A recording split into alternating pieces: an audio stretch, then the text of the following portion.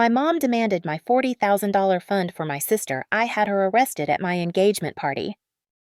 I exposed their betrayal, reclaiming my worth with one bold stand. Will my truth shatter their lies forever? Hi, I'm Isabella Reed. At my engagement party, my mother demanded I surrender my $40,000 personal fund to my sister, then slapped me when I refused, a shocking betrayal that led to her arrest before stunned guests. I stood firm, unleashing a legal battle that exposed their lies and reclaimed my dignity, proving my worth in a way they'd never forget. The summer evenings in Asheville, North Carolina, shimmer with a warm, golden glow, the kind that wraps you in promises of joy but can conceal the sharp sting of betrayal beneath its radiant veneer. I stood in the elegant dining room of Rosewood Restaurant, a charming downtown venue adorned with pale pink roses and flickering candlelight, my heart pounding as my mother's voice cut through the celebratory hum, shattering the warmth of the moment. The air was rich with the scent of lavender and roasted herbs, the soft clink of glasses mingling with laughter, but the cozy sophistication of the setting was a cruel facade, masking the public humiliation that unfolded, a pivotal event that would sever the fragile ties I'd clung to for years and set me on a path to reclaim my place. I'm a 32-year-old lead designer at a media firm in Asheville, where I craft branding and user experience with a precision honed through years of late-night revisions, countless client meetings, and a relentless passion for transforming ideas into visual stories. My work is my sanctuary, a space where creativity and discipline converge, earning me accolades and a reputation for excellence. But to my family, I'm the overshadowed older sister, perpetually eclipsed by my younger sister, Natalie. At 28, Natalie is their golden child, charismatic, impulsive, her every whim celebrated as a spark of genius, while my steady achievements are dismissed as boring or too technical. Growing up in Greensboro, a 2-hour drive from Asheville, I was the planner, the one who saved every penny, budgeted meticulously, and built a stable life, while Natalie chased fleeting dreams, her failures softened by our mother's unwavering devotion. Family gatherings. Thanksgiving dinners, 4th of July barbecues, cozy Christmas evenings were a stage for Natalie's charm, her bold plans for yet another startup, her latest fling with a promising entrepreneur. Relatives fawned over her Natalie. You're destined for greatness, or that new venture sounds amazing. Meanwhile, I received vague, half-hearted nods, my career reduced to a shrug. Isabella does something with design, right? I'd always believed that if I worked hard, stayed responsible, and supported the family through their endless crises, they'd eventually see me, that one day they'd look at me with the same pride they showered on Natalie, whose fleeting ventures a nail salon that folded in 6 months, a blog that never gained traction left behind nothing but unpaid bills. For years, I sent $2,500 monthly to cover their mortgage, utilities, and household expenses, a commitment that totaled $60,000 over 2 years, draining my savings to keep their lives afloat while Natalie squandered her own funds on vanity projects. I also wired $6,000 for her business startups, $4,000 for Mom's medical expenses, and $3,000 for Dad's car repairs, never questioning the strain it placed on my freelance income, believing it was my duty as the stable daughter, the one who could handle it while Natalie found her path. I kept a meticulous record in my diary, each entry a quiet plea for recognition, a hope that my sacrifices would earn me a place in their hearts. $2,500 sent this month. Maybe they'll notice. But they didn't. They took it for granted, never offering thanks, never asking about the long hours I worked to fund their comfort, my contributions as invisible as my presence at their table, my role reduced to a silent, dutiful provider. The engagement party was meant to be a joyful milestone, a celebration of the life Daniel Carter and I were building together. Daniel, a thoughtful architect with a calm demeanor and a passion for sustainable design, had captured my heart 5 years ago at a conference in Raleigh, where his keynote on eco-friendly buildings sparked a conversation that turned into a folded handout, a shared coffee, and a love that grew steady and strong. We planned a simple spring wedding in a garden outside Asheville, with soft lavender arches and white chairs, a reflection of our shared values: Daniel's love for open spaces, my obsession with natural light, a quiet, intimate affair that spoke of the life we envisioned.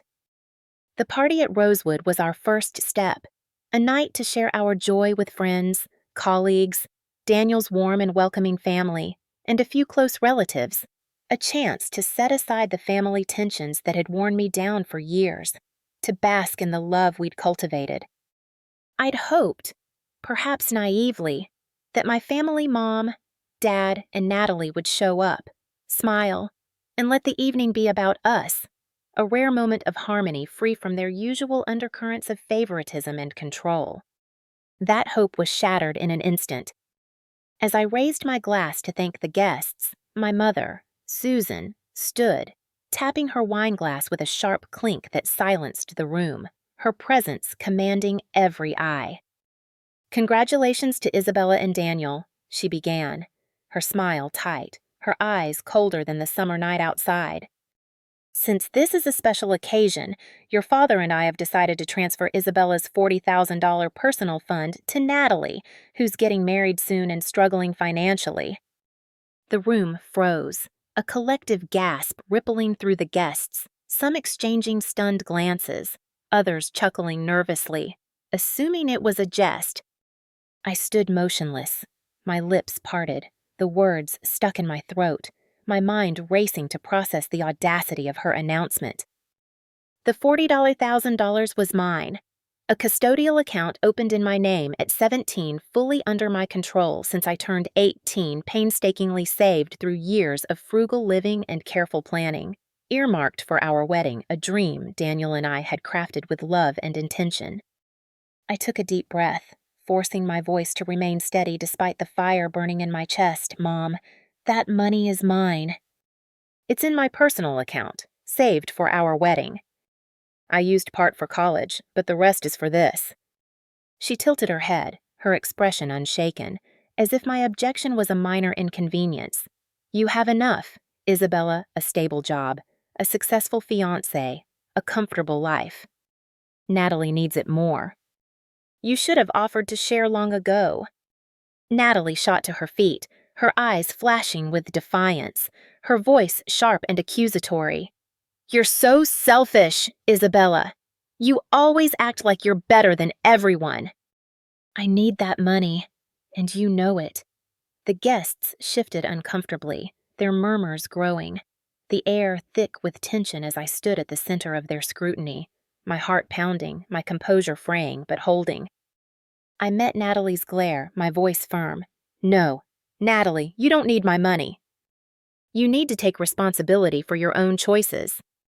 You spent your fund on failed ventures, a salon, a blog, and now you expect me to bail you out." Mom stepped closer, her eyes darkening, her tone laced with venom. "You're unbelievable, Isabella. Natalie lives simply, chasing her dreams. You're scheming, hoarding money, looking down on us all." The accusation stung, a distortion of the truth. My years of sacrifice, $60,000 sent to them, $6,000 for Natalie's startups erased in her narrative. Daniel squeezed my hand under the table, a silent anchor, but I pulled away, needing to face this alone, to stand up for the life I'd built. "I planned this wedding with care," I said, raising my voice just enough to be heard over the growing murmurs. "I haven't been wasteful." "Natalie burned through her money, and now you're punishing me for her mistakes." Before I could finish, Mom's hand lashed out, striking my cheek with a sharp, resounding slap that echoed through the restaurant, the force staggering me, my hand flying to my burning skin, my ears ringing with the shock of it. The room fell into a stunned silence, guests frozen in their seats, their faces a mix of horror and disbelief, Natalie standing pale, her defiance faltering. A voice broke the quiet, a young waiter, stepping forward. "I'm calling the police." That was assault. I heard him dial, "Yes, I'd like to report an assault at Rosewood Restaurant." A woman just slapped her daughter in front of everyone. Mom snapped her head around, her voice shrill. Who dares? Daniel stood, his arm wrapping around me, his voice steady. We're not staying silent about this. Susan. I looked at Mom, my cheek throbbing, my resolve hardening. You don't get to hit me just because I said no. Red and blue lights flickered outside the restaurant's windows, casting an eerie glow over the pastel decor. As two police officers entered, their presence commanding the room. They spoke briefly with the manager, then approached our table, one officer addressing me gently but firmly. Reed, would you like to file a report for what just happened? I nodded, my voice unwavering despite the tremor in my hands. Yes, I would. Mom tried to slip away, her face a mask of indignation, but the officer stepped in front of her, ma'am. Susan Reed, you'll need to come with us. You're being detained for assault. Natalie lunged forward, her voice a desperate wail. You're heartless! Isabella, how could you do this? I stood silent, meeting her gaze, my heart steady, my diary capturing the moment in a single resolute line. They attacked me. I'll protect myself. The guests murmured, some staring at their plates, others watching me with a mix of sympathy and shock, the weight of the moment settling over the room like a heavy fog. Mom was led away, her hands cuffed, Natalie trailing behind, shouting accusations that faded into the night. Daniel held me close, his warmth a lifeline, but I stood tall, my cheek still burning, my resolve a quiet fire that refused to be extinguished. I'd given $60,000 to keep their lives afloat, $2,500 monthly for their bills, $8,000 for Natalie's portfolio, $5,000 for Mom's renovations only to be humiliated. My worth reduced to a fund they felt entitled to seize. My refusal met with violence. Asheville's summer night was warm, the stars above a silent witness to my stand, their betrayal a deep wound I'd transform into strength, a solemn vow to protect my future, my $40,000 and my dignity, setting the stage for a legal and personal battle that would expose their lies to the world and affirm my right to live free from their control. The searing pain of my mother's slap at my engagement party lingered like a bruise, a physical mark of the betrayal that had simmered beneath the surface of our family for years, now erupting in a moment of public humiliation. In my Asheville apartment, the summer evening cast a soft, golden light through the open window, the hardwood floors glowing warmly, but the air was thick with the scent of jasmine tea and the heavy weight of a wound that refused to heal. My diary lay open on the kitchen table, its pages a raw chronicle of that night Mom's demand for my $40,000 fund, her violent reaction to my refusal, Natalie's venomous accusations urging me to reflect on the decades I'd spent in my sister's shadow, pouring my heart and resources into a family that never truly valued me.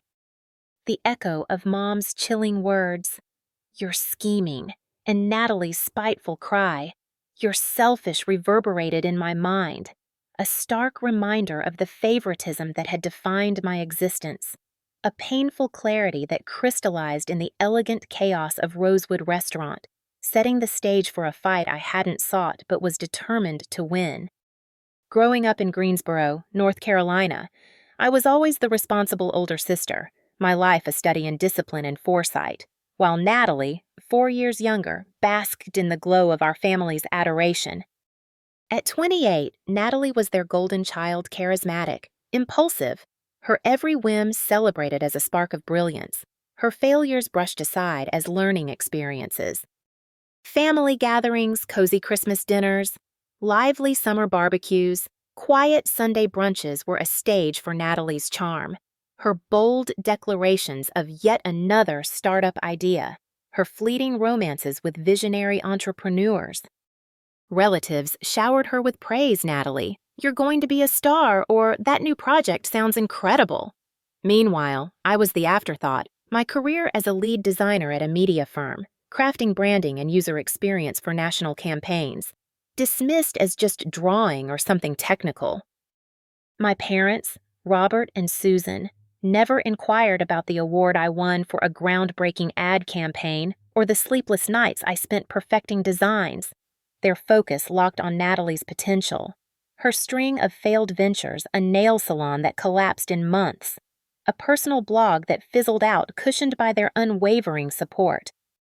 Mom, a former elementary school teacher with a penchant for control, shielded Natalie's mistakes, excusing her recklessness, while Dad remained silent.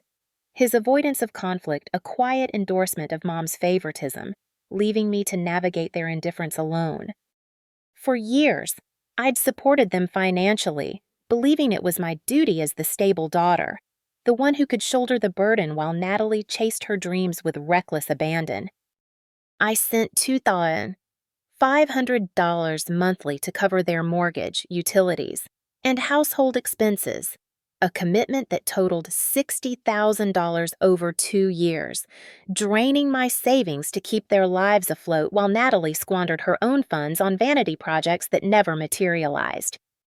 I also wired $6,000 for her business startups, $4,000 for Mom's medical expenses, $3,000 for Dad's car repairs, and $2,500 for Natalie's portfolio shoots, never questioning the strain it placed on my freelance income, assuming it was my role to keep the family stable, a silent contract I upheld in hopes of earning their respect. I kept a detailed record in my diary, each entry a quiet plea for acknowledgement, a hope that my sacrifices would carve out a place in their hearts equal to Natalie's $2,500 sent. Maybe they'll see what I do. But they didn't. They took it for granted, never offering thanks, never asking about the pressure I faced to fund their comfort. My contributions as invisible as my presence at their table, my role reduced to a dutiful provider, expected to give without question or complaint. The engagement party was meant to be a moment of joy, a celebration of the life Daniel Carter and I were building together, a love forged 5 years ago at a design conference in Raleigh, where his keynote on sustainable architecture sparked a conversation that blossomed into a steady, grounding partnership. We planned a simple spring wedding in a garden outside Asheville, with lavender arches and white chairs, a reflection of our shared values. Daniel's love for open spaces, my passion for natural light, a quiet, intimate affair that spoke of the life we envisioned. The party at Rosewood Restaurant was our first step, a night to share our happiness with friends, colleagues, Daniel's warm and supportive family, and a few close relatives. A chance to set aside the family tensions that had worn me down for years, to bask in the love we'd cultivated. I'd hoped, perhaps foolishly, that my family, Mom, Dad, and Natalie would show up, smile, and let the evening be about us. A rare moment of harmony free from their usual undercurrents of favoritism and control. A fleeting dream that they'd see me as more than the sister who paid the bills. That dream was shattered in an instant, the warmth of the evening torn apart by Mom's chilling announcement.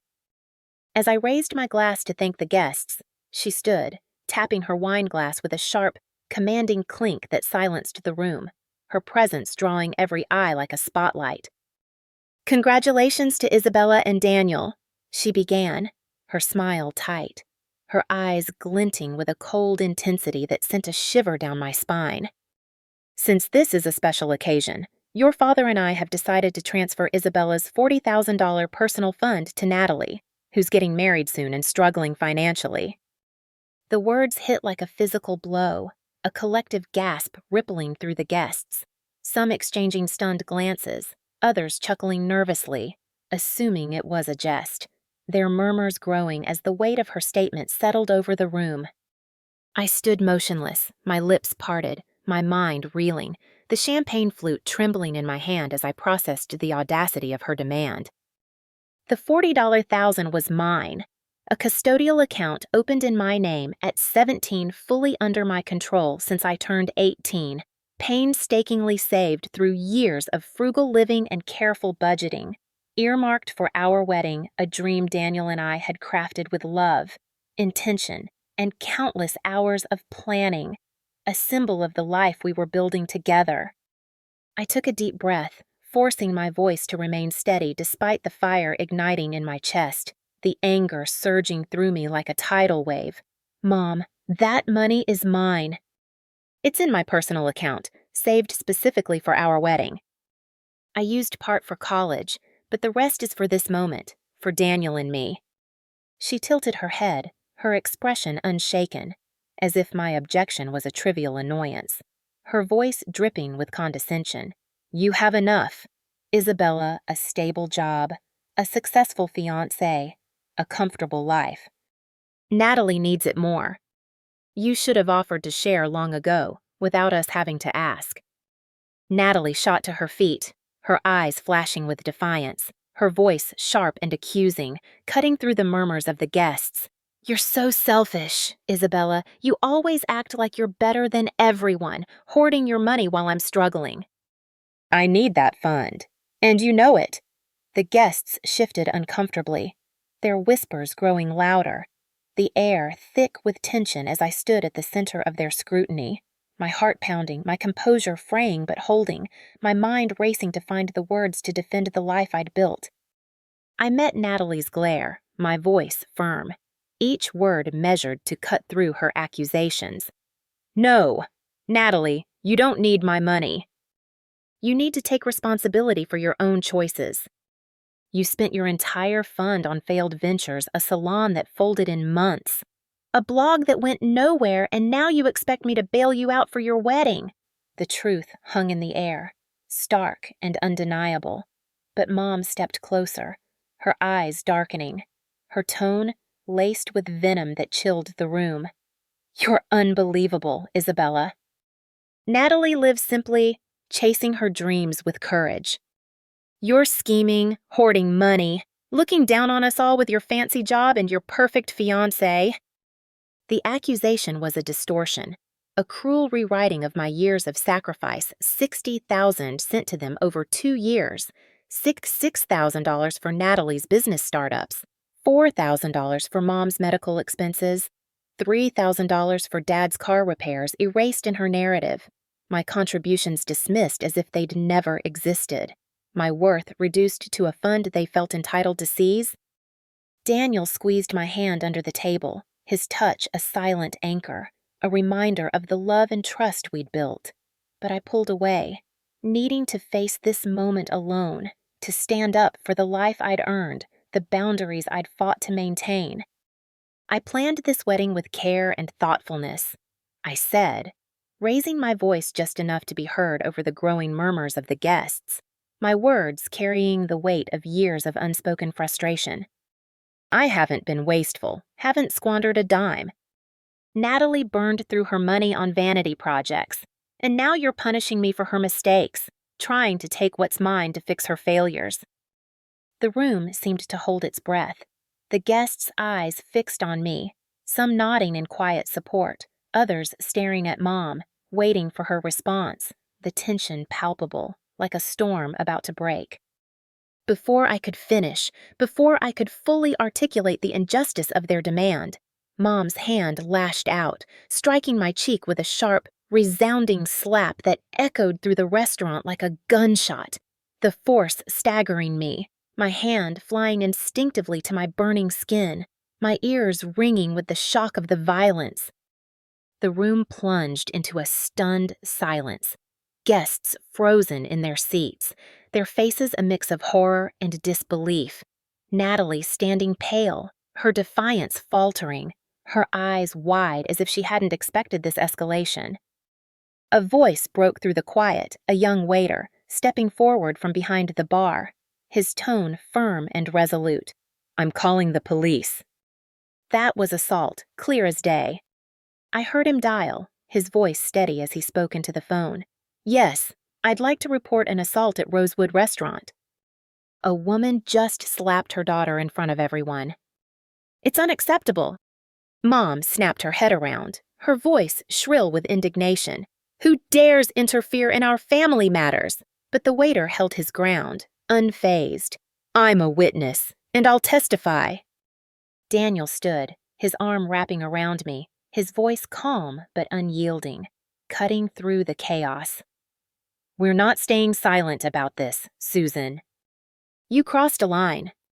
I looked at Mom, my cheek throbbing, my heart pounding, but my resolve hardening like steel. My voice steady despite the tremor in my hands. You don't get to hit me just because I said no. You don't get to take what's mine and call it love. Red and blue lights flickered outside the restaurant's windows, casting an eerie glow over the pastel roses and candlelit tables. As two police officers entered, their presence commanding the room, their boots heavy on the polished floor.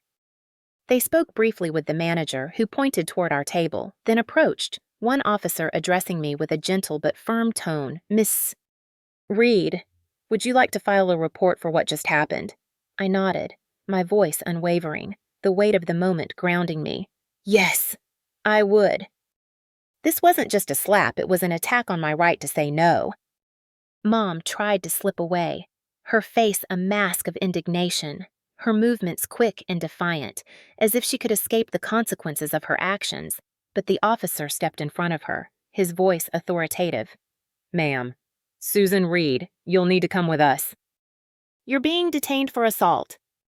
Natalie lunged forward, her voice a desperate, piercing wail that cut through the murmurs of the guests.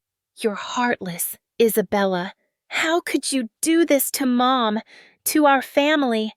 I stood silent, meeting her gaze, my heart steady, my eyes unflinching, refusing to be swayed by her accusations, my mind clear despite the chaos swirling around me. The guests watched, some staring at their plates, avoiding the scene, others looking at me with a mix of sympathy and respect, the weight of the moment settling over the room like a heavy fog, the reality of Mom's actions undeniable. Mom was led away, her hands cuffed behind her back, her head held high but her eyes avoiding mine, as if she could deny the truth of what she'd done by refusing to face it. Natalie trailed behind, shouting accusations that faded into the warm summer night, her voice growing distant as the officers escorted Mom to the patrol car waiting outside. Daniel held me close, his warmth a lifeline, his presence a reminder of the love and trust we'd built. But I stood tall, my cheek still burning from the slap, my resolve a quiet fire that refused to be extinguished, a flame that had been kindled by years of being overlooked, dismissed, and taken for granted.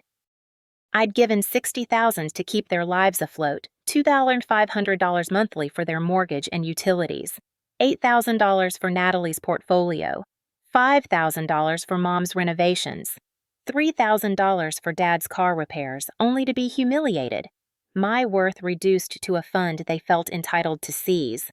My refusal met with violence, a betrayal that cut deeper than any wound I'd ever known. As the guests began to disperse, some offering quiet words of support, others casting wary glances at the empty space where Mom had stood, I felt a shift within me, a clarity that replaced the pain, a determination to protect the life I'd built, the love I'd found, and the boundaries I'd fought to establish.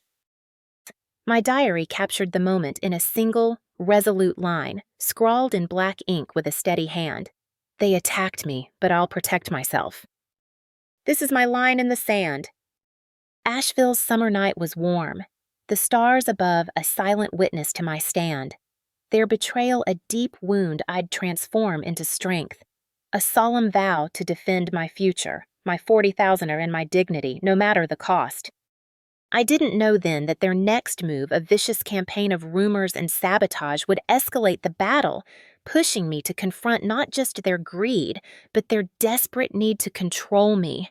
A fight that would test my resilience but ultimately affirm my right to live free from their toxic grasp, setting the stage for a legal and personal triumph that would expose their lies to the world and leave them facing the consequences of their own actions. The public assault at my engagement party was a wound that refused to heal, but it was only the beginning of a battle that would expose my family's entitlement and force me to defend my worth with unyielding resolve.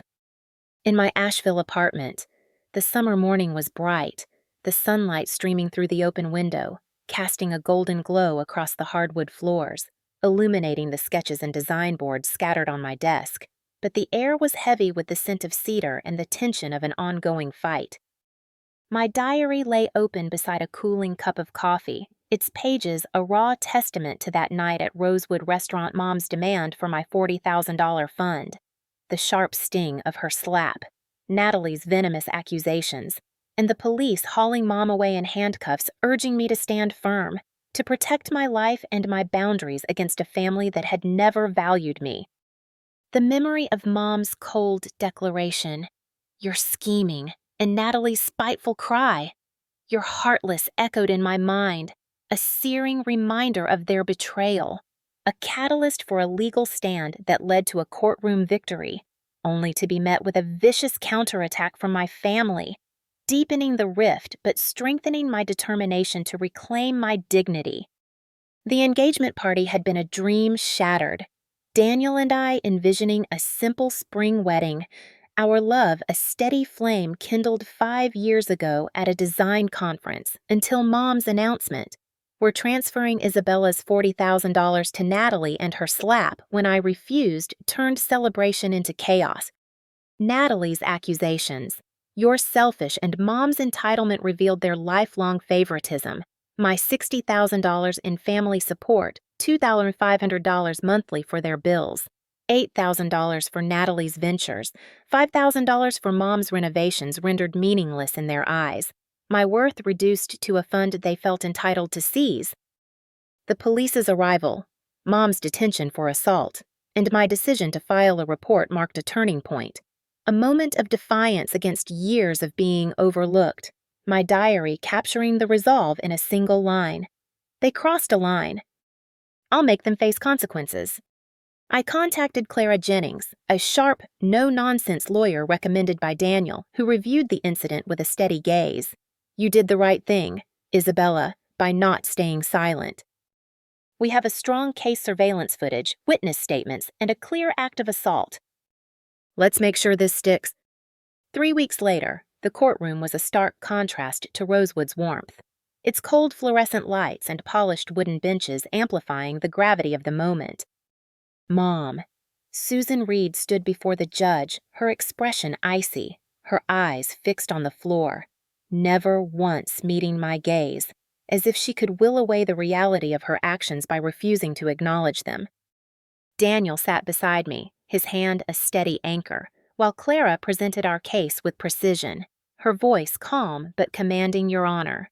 On the evening of July 12th, Susan Reed committed an act of public assault against her daughter, Isabella Reed, at Rosewood Restaurant, striking her in front of over 50 witnesses. This was not a private family dispute. It was a deliberate act of violence, captured on surveillance footage, corroborated by multiple statements. The video played, the image stark and undeniable, Mom's hand lashing out, the sharp crack of the slap, my stunned recoil, the guests' frozen faces, the waiter's swift call to the police. The room was silent, the judge's face impassive as Mom's lawyer argued, his voice strained. This was an emotional reaction, a mother's distress in a heated family moment. It shouldn't be criminalized. Clara countered, her tone unyielding. Your Honor, assault is assault, regardless of family ties. Miss Reed's actions were not a spontaneous outburst, but a calculated response to her daughter's refusal to surrender personal property. Isabella Reed has the right to her safety and her autonomy, rights violated in a public setting. The judge's ruling was swift, her voice firm. Public assault is against the law, family or not. Susan Reed, you are fined $2,000, sentenced to 6 months of probation, and ordered to complete an 8-week anger management course. You are also barred from contacting Isabella Reed for the duration of your probation. Mom's face remained expressionless, her lawyer nodding curtly, but I saw the flicker of defiance in her eyes, a silent vow that this wasn't over. I felt no victory, only a quiet relief, a line drawn in the sand that she could no longer cross, my diary capturing the moment. She's accountable now. I've taken back my power. The triumph was short-lived, the courtroom victory a spark that ignited a fiercer retaliation from my family, their entitlement undeterred by legal consequences. 2 weeks after the ruling, a thick envelope arrived at my apartment. its return address from a Greensboro law firm where Dad had once worked as an accountant, a name that sent a chill down my spine. Inside was a lawsuit from my parents, Robert and Susan Reed, demanding the return of the $40,000 fund, claiming it was intended solely for educational expenses, not a wedding, and accusing me of misusing a family trust. I let out a soft, incredulous laugh, not out of amusement, but a weary recognition of their audacity, knowing the fund was mine, a custodial account opened in my name at 17, fully under my control since I turned 18, its terms clear and undisputed, a fact I'd verified with the bank years ago. I called Clara immediately, her voice calm but laced with indignation. "They're grasping at straws, Isabella." "This is a pressure tactic, not a legal claim." "They have no grounds. The account is yours, and we'll prove it." The preliminary hearings were a grueling ordeal, a parade of accusations and deflections that tested my resolve but sharpened my clarity. Mom and Dad attended every session, their faces a mask of righteous indignation, accompanied by Natalie, who wore flashy outfits, bright scarves, oversized sunglasses as if the courtroom were a stage for her victimhood, her smug glances a silent taunt, her presence a reminder of the family's united front against me. Their lawyer, a slick Greensboro attorney with a penchant for theatrics, argued that the $40,000 was a conditional gift meant for college, not a wedding, claiming I'd violated an unspoken family agreement by hoarding it for personal use. Clara dismantled their case with surgical precision, presenting the court with a stack of documents, the original custodial agreement, signed by Mom and Dad, granting me full control at 18, bank statements showing my careful management of the fund, and email correspondence from 7 years ago, confirming my legal authority with the bank's manager. "Your Honor," Clara said, her voice steady and commanding, "this was not a loan, nor a conditional trust. It was a gift, clearly designated with no restrictions. What the plaintiffs are attempting is to reclaim a gift they no longer approve of, simply because they disapprove of the defendant's choice to use it for her wedding. That's not justice, it's coercion." The courtroom fell silent, the judge's eyes narrowing as she reviewed the documents, her pen tapping lightly against the bench, the weight of Clara's words settling over the room like a verdict waiting to be spoken. I looked at Dad, his gaze fixed on the floor, his shoulders slumped, a flicker of shame crossing his face, as if he knew their claim was baseless but lacked the courage to stop it. Mom's expression remained unyielding, her lips pressed into a thin line, her eyes glinting with the same defiance I'd seen at the engagement party, a silent vow to punish me for daring to say no. Natalie's smugness faltered, her fingers fidgeting with her scarf, her confidence shaken by Clara's evidence, her role as the favored child no longer a shield against the truth. I gripped Daniel's hand, his warmth a steady anchor, my heart pounding but my mind clear, my diary capturing the moment in a single, resolute line. "They're fighting for control." "I'm fighting for my freedom." The hearings were a microcosm of my family's dynamic, a stage where their entitlement played out in full view, their accusations a twisted reflection of the favoritism that had defined my life.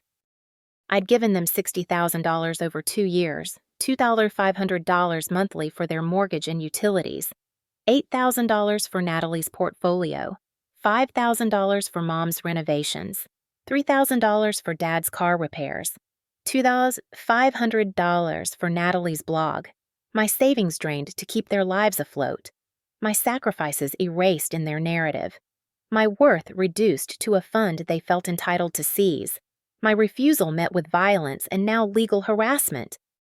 Clara's words echoed in my mind. "They're punishing you for saying no, Isabella, but they won't win." I'd been their shadow, funding their lives, absorbing their indifference, but no more. My resolve a quiet fire that burned brighter with each attempt to break me. Asheville's summer morning was a stark contrast to the courtroom's cold sterility, the city's vibrant hum a reminder of the life I was fighting for, a life built on love, trust, and boundaries I'd fought to establish. Their lawsuit was a desperate grasp for control, a reaction to my refusal to bend, but it only strengthened my determination, a vow to protect my 40,000, my dignity, and my future with Daniel no matter the cost. I didn't know then that their next move, a malicious campaign of rumors and sabotage, would escalate the battle, pushing me to defend not just my money, but my reputation, my relationship, and my right to live free from their toxic grip, a fight that would test my resilience but ultimately affirm my strength, setting the stage for a triumph that would expose their lies to the world and leave them facing the consequences of their own actions, a truth that would resonate far beyond the courtroom. The courtroom victory over my mother's assault was a hard-won step toward freedom, but it was quickly overshadowed by Natalie's vicious campaign to tarnish my reputation, a desperate escalation that tested my resilience but solidified my resolve to protect the life I'd built with Daniel. In my Asheville apartment, the summer afternoon was warm, the sunlight pouring through the open balcony doors, casting a golden glow across the hardwood floors, illuminating the sketches and fabric swatches for our upcoming wedding. But the air was thick with the scent of chamomile tea and the tension of an ongoing battle. My diary lay open on the coffee table, its pages a raw chronicle of Mom's legal defeat, Natalie's smug defiance in court, and the relentless pressure of their entitlement, urging me to stand firm as I prepared for our spring wedding, a beacon of hope amidst the chaos. The memory of Mom's slap at the engagement party, Natalie's cruel accusations, You're Heartless and their baseless lawsuit demanding my $40,000 fund burned in my mind. But Natalie's latest attacks, malicious rumors, and a shocking attempt to sabotage our wedding pushed me to defend my future. A fight that would culminate in a quiet triumph, exposing their lies without my intervention, affirming my strength in a way they'd never anticipated. The engagement party at Rosewood Restaurant had been a devastating betrayal. Mom's demand to transfer my $40,000 fund to Natalie, her slap when I refused, and Natalie's accusations. You're selfish, revealing their lifelong favoritism. My $60,000 in family support, $2,500 monthly for their bills, $8,000 for Natalie's ventures, $5,000 for Mom's renovations dismissed as irrelevant. My worth reduced to a fund they felt entitled to seize. The police's arrival, Mom's arrest for assault, and my decision to file a report marked a turning point, followed by a lawsuit from my parents demanding the $40,000 claiming it was for education, not a wedding. Clara Jennings, my lawyer, dismantled their case with undeniable evidence: the custodial account agreement, bank statements, emails proving my control since age 18, forcing the judge to dismiss their claim. A victory that should have ended their campaign, but instead provoked a darker retaliation from Natalie, who refused to accept defeat. A week after the lawsuit was thrown out, my cousin Rachel called, her voice hesitant. Isabella, I heard you and Daniel canceled the wedding. They're saying he caught you cheating. My heart stopped, the accusation a gut punch, as I received a flood of messages from friends and colleagues, confused and concerned, all referencing a fake email from an address mimicking mine. The wedding of Isabella Reed and Daniel Carter is canceled due to personal reasons. We apologize for any disappointment. Daniel showed me photos sent from an unknown number, my face poorly edited onto images of a woman embracing a stranger at a cafe, the proportions off, the lighting unnatural, the caption venomous. Now you know the truth. She doesn't deserve you. The Photoshop was amateurish, laughable in its clumsiness, but the intent was malicious, a calculated attempt to destroy my reputation and unravel my relationship with Daniel.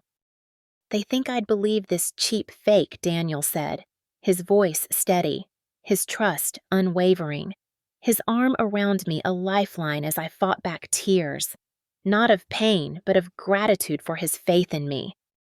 My diary captured the moment they're trying to break us. I'll protect what's mine. We acted swiftly, reporting the fake email to the provider's tech support, who confirmed it was sent from a device in Charlotte, where Natalie lived, a detail that sent a chill down my spine. Clara advised, "This is harassment, Isabella, potentially defamation. We'll document everything and build a case." We hired a digital forensics expert to trace the email and photos, gathering evidence that pointed unmistakably to Natalie's involvement, though direct proof remained elusive. Daniel took charge, drafting a formal letter to our guests, sent via email and printed cards, confirming the wedding was still on, dispelling the rumors with clarity.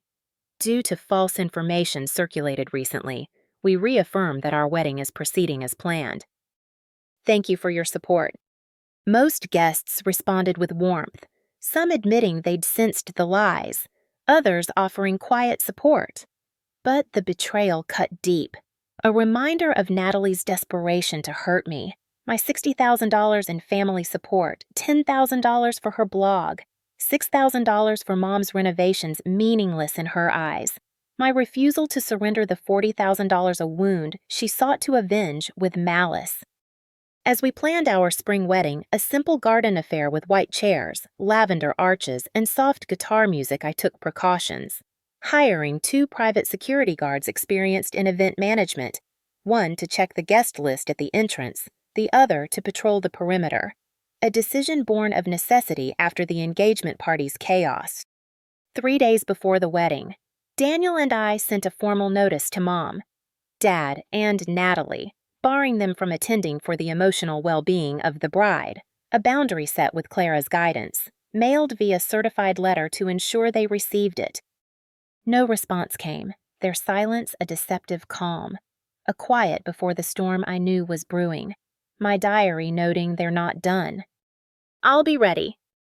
The wedding preparations were a labor of love, Daniel and I choosing every detail with care, the menu of local farm-to-table dishes, the playlist of acoustic songs, the handwritten vows we'd frame in our new home, a testament to the life we were building, a life I was determined to protect, no matter what Natalie or my family threw at us. The day before the wedding, as I adjusted my veil in the bridal suite, the garden below a vision of serenity with its white chairs and lavender-draped arch, a security guard knocked, his voice low and urgent. "Ms. Reed, we detained a woman at the back gate, matching the photo you provided of Natalie. She tried to climb the fence near the parking lot, carrying a backpack with a can of black spray paint, 3 uncapped bottles of perfume, and a pair of crafting scissors. She said she was here to fix a few things." My heart sank, a wave of sadness washing over me as I imagined her plan vandalizing my dress, spraying paint on the aisle, dousing the flowers in heavy perfume, or cutting the decorations to ruin our day, but I steadied myself, my voice calm, escort her off the property, no police, but under no circumstances is she allowed back. Sophie, my best friend, rushed in, her eyes wide with concern. "What happened?" I explained, my voice steady. Natalie tried to sabotage the wedding, but security stopped her. "She had paint and scissors." Sophie squeezed my hand, her voice fierce. "This is your day, Isabella. She can't take it from you, no matter what she tries." I sat in the bridal suite, my hand resting on the chair, my heart pounding but not with fear, a quiet sadness mingling with resolve as I processed Natalie's desperation, her need to hurt me, to destroy the happiness I'd built with Daniel. My diary captured the moment in a single, resolute line. "She tried to break me, but I'll shine brighter."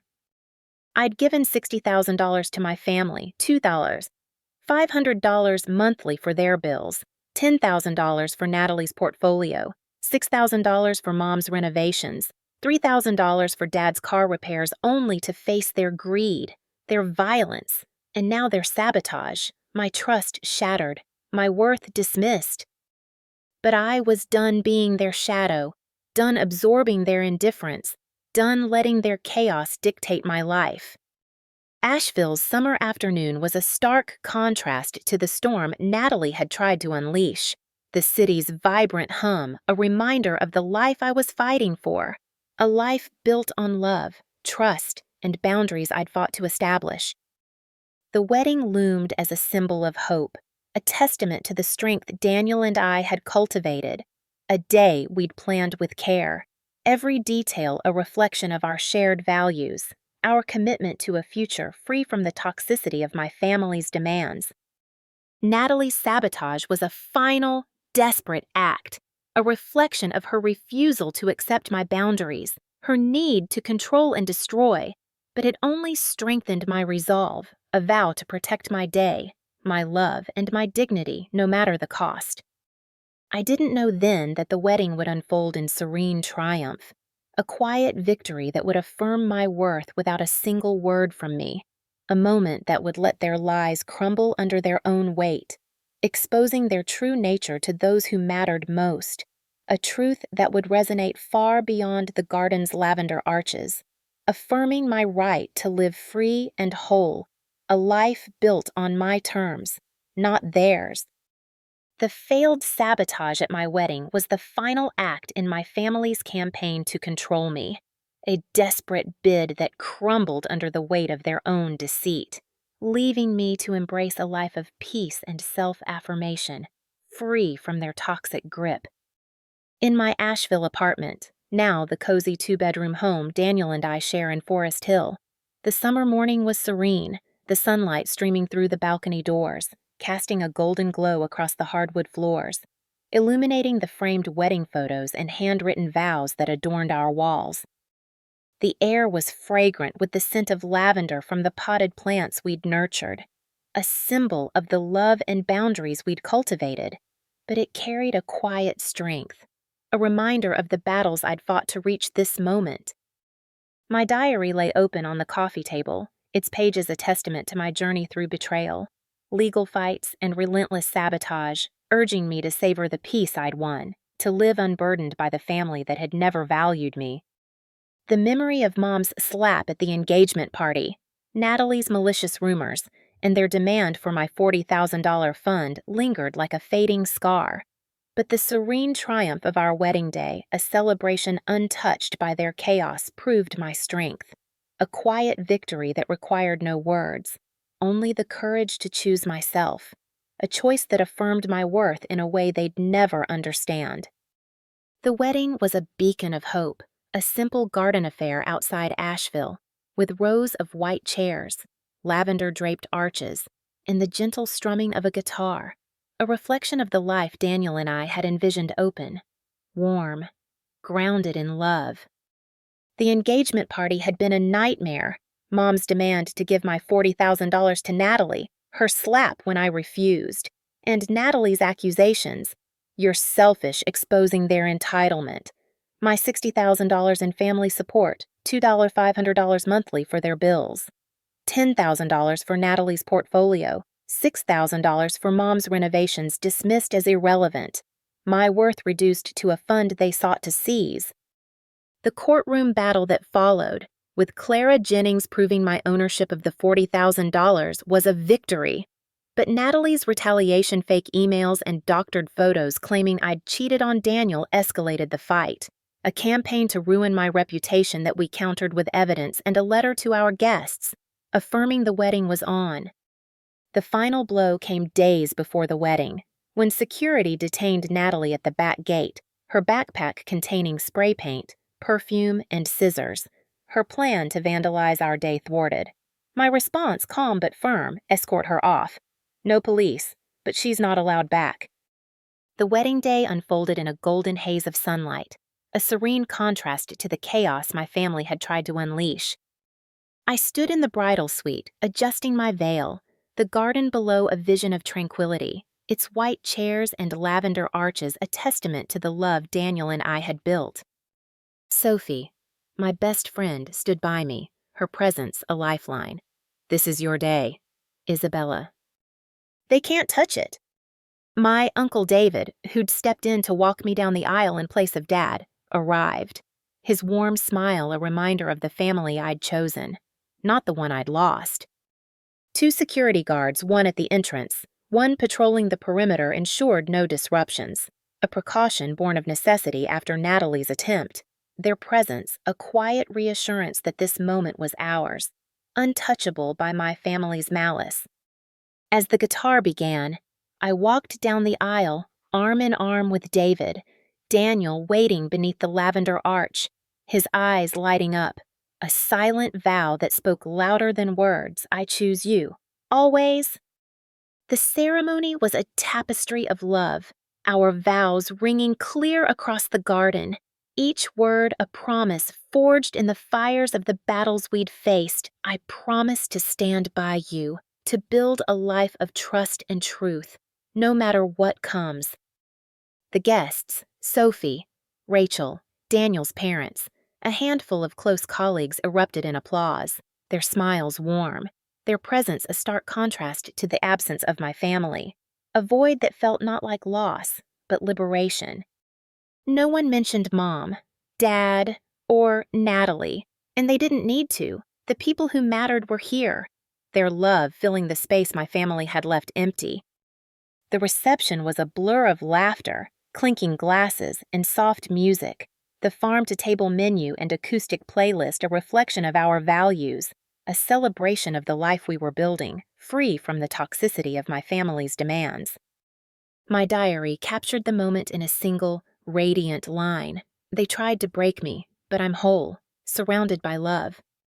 After the wedding, we used the $40,000 to buy our Forest Hill apartment, a 2-bedroom haven with a balcony just big enough for 2 lavender pots and a small wooden coffee table, a space we filled with wedding photos, Daniel's handwritten vows framed in oak, and the quiet joy of building a home together.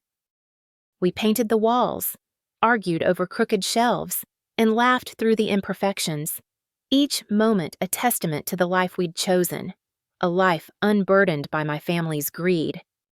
Mom texted weeks later, her tone pleading Isabella, "Let's talk, just us." Natalie sent a frantic message, "You ruined my life." Isabella, "Fix this." Dad remained silent, his absence a confirmation of his complicity. Their $60,000 from me, $12,000 for Natalie's blog, $7,000 for Mom's upgrades forgotten in their narrative, their demands a hollow echo of their entitlement. I didn't respond, my heart calm, their words powerless, my diary noting they want control. I've chosen freedom. Rachel called a month later, her voice soft. Natalie's marrying in Charlotte, a lavish wedding at a grand ballroom, funded by a bank loan. Mom and Dad are planning it all, imported flowers, live music, a PR team to fix her image. But over a dozen relatives declined, some citing her actions against you. I smiled, not out of spite, but a quiet peace, choosing not to attend. My diary capturing their chaos is theirs, not mine. Thanksgiving was a revelation, hosted in our new home with Sophie, Rachel, and David, who gifted us a wooden box engraved, "Family is who shows up." Inside, our marriage certificate and a wedding photo, my tears a release, a recognition of the family I'd built, not born into, a circle of love that needed no blood ties. Asheville's summer morning was a canvas of possibility, the city's vibrant hum a backdrop to the life I'd fought for, a life built on love, trust, and boundaries I'd carved through fire. My resolve was a quiet fire, their betrayal a wound I'd transformed into strength, a vow to live authentically, my $40,000 a symbol of my freedom, a testament to the battles I'd won not just for money, but for my right to say no, to choose myself, to build a life untainted by their toxicity. The wedding was a triumph, a day that affirmed my worth without a single word from me, a silent victory that let their lies crumble under their own weight, exposing their true nature to those who mattered most. I stood on our balcony, the lavender swaying in the breeze, Daniel's laughter drifting from the kitchen, my heart lighter than it had been in years, my diary's final line a promise I'm free, and I'll keep choosing me,